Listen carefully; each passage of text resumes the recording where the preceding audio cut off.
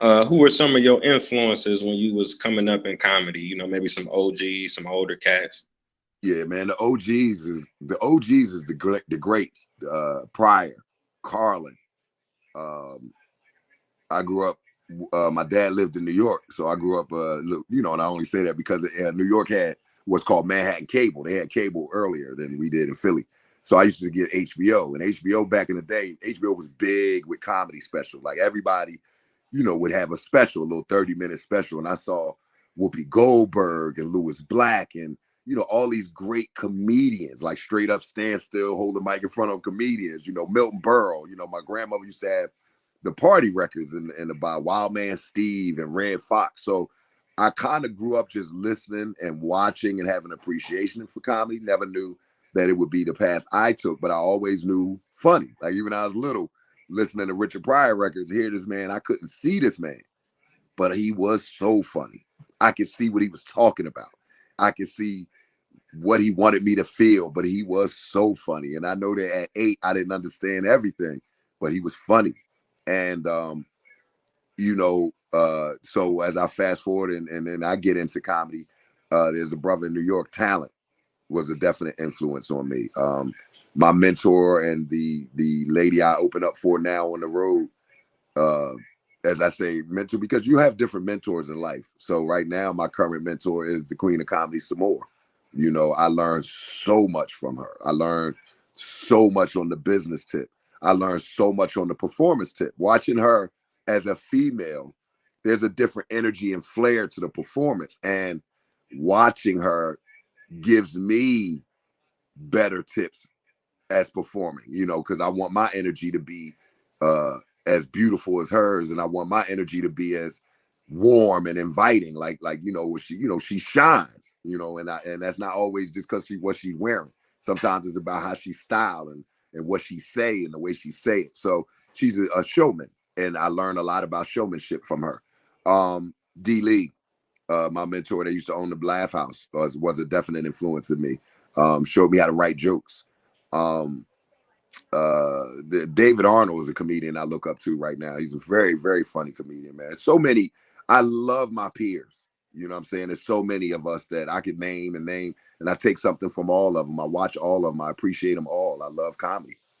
So Kevin is funny to me. Mike Epps is funny to me. Um, there's a lot. Like Mike Epps, I just did the No Remorse tour when Mike Epps came to Philly for the No Remorse tour. I was on the Philly show, and I blazed. I did my thing, but I also sometimes you sit back and watch, and Mike was funny. There are times that these big comedians, you come see him, and they not always. He was funny. He had some good stuff. Cat Williams is always funny. There are so many working comedians. Rodney Perry, JB Smooth. That are out here and being funny and setting a pace and setting a standard for us to follow. So yeah, man, TuRae is hysterical. You know what I'm saying? So I just keep being a student of the game, learning from a lot of people, and always respecting the art. Oh yeah, no doubt, man. You definitely named some giants for sure. Richard Pryor, rest in peace. You named some more. She always, I remember watching her when I was younger. She always come out beautiful, beautiful from Yes, head to toe. Her yeah, clothes, everything. You know what I'm saying? Very, very right, beautiful, but funny, but very funny. right. Mike Epps, like you say, he always killing the cat. You know, the list goes on. You had mentioned HBO. I wanted to ask you about the HBO comedy wings, HBO all deaf comedy. How did you go from, just performing in your college to local to how did you get to, HBO? I've been doing comedy since I was 19, so I was on my grind. I was always a half jokes will travel type dude. I get on the bus, go to DC, get on the bus, go up to New York. So I'm just working. And you work and you start getting in the industry and you start getting the opportunities that come with it. Um, Def Jam, which was HBO, the first time I did Def Jam, I auditioned in 2006 and I finally got on in 2008. It's an audition. You have to audition. You got the talent supervisor at the time of Def Jam was Bob Sumner. He come to the club. He had an audition. I did very well, and got selected to get on Def Jam. Once you get on TV, the doors open, because it's all production. You realize that's the industry side. So in 2008, I was able to parlay my Def Jam appearance into Montreal Comedy Festival, the BET Comic View, Showtime. So I got to do like a lot of TV, and thankfully I've been on TV every year since 2008. Like I am blessed that I've done some sort of TV every year, so that keeps you relevant, keeps you working. And then I don't know how I forget how exactly I was introduced to the Comedy Wings thing. I might have seen it and then just, entered. And once I entered the HBO Comedy Wings, which is a contest that they have at the American Black Film Festival every year, I realized that they had really no scope of the comedians, because like once I entered and the contest got to the finals, there was no comedian of my level. Like I said I had returned to Philadelphia because the finals was in Atlanta, and then we had like a month, and then we would go to Miami. The semifinals was in Atlanta. Then we went to Miami for the finals. But between Florida and Atlanta and Florida, I was home.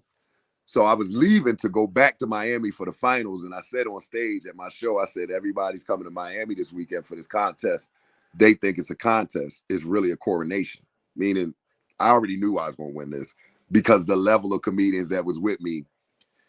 I say that, I'm only saying that to say after I'd won the ABFF, I told them, I said, a lot of comedians don't even know this competition exists. Like the comedians y'all looking for don't even know this exists. So I made it an effort to make sure that I let people know that there was this great competition with HBO Wings and the American Black Film Festival called the Comedy Wings. And they started to get a lot of better quality comedians. And from that, it's funny, the day I'm coming home, I get on the plane to come home, and a woman grabs my arm. She said, "You gonna come out for us?" I said, "Who's us?"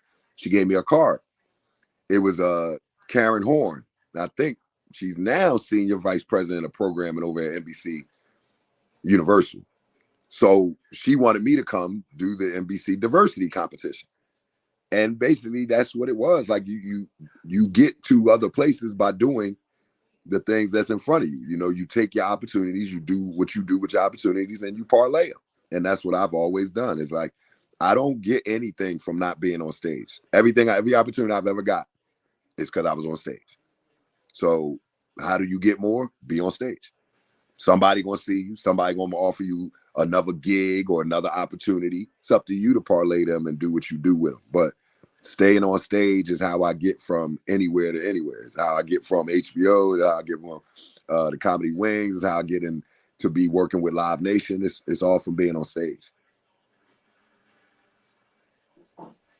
Wow, that's what's up, man. You got a nice resume, like you say, HBO, Showtime, Live Nation, with Comedy Central, Stars.